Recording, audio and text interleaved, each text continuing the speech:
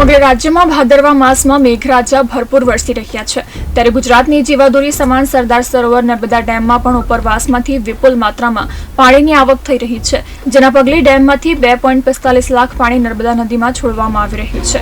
ડેમમાંથી પાણી છોડવામાં આવતા ભરૂચના ગોલ્ડન બ્રિજ નજીક નર્મદા નદીની જળસપાટી વધવાની શક્યતા છે, જેના પગલે વહીવટીતંત્ર એલર્ટ મોડ પર આવી ગયું છે।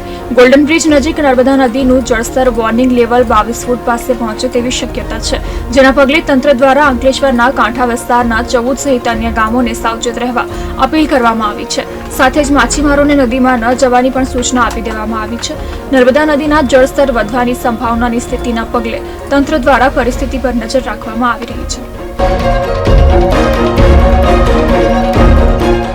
સરદાર સરોવર ડેમમાંથી ઉપરવાસમાં પાણી વધવાથી અને વરસાદનું વાતાવરણ હોવાથી વરસાદ વધુ પડવાથી નર્મદા ડેમ જે નર્મદા જિલ્લામાં આવેલો છે તેમાંથી સવારે 36 કલાકે સરદાર સરોવર ડેમનું લેવલ 136.78 થયેલ છે, જેથી આ કામે અગમચેતીના ભાગરૂપે આજરોજ અંકલેશ્વર ગોલ્ડન બ્રિજ પાસે સપાટી લગભગ 19 ફૂટ જેટલી થનાર છે, જે નર્મદા જિલ્લો તેમજ ભરૂચ જિલ્લામાં એલર્ટ જાહેર કરવામાં આવેલ છે। ભરૂચ જિલ્લાના અંકલેશ્વર તાલુકાના ડાબા કાંઠાના 14 જેટલા ગામોમાં સરપંચ અને તલાટીશ્રીઓને સૂચના આપવામાં આવેલ છે કે ગામમાંથી કોઈ પણ વ્યક્તિઓ નદી કિનારે ન જાય અને તેની તકેદારી રાખવા પણ સૂચના આપવામાં આવેલ છે।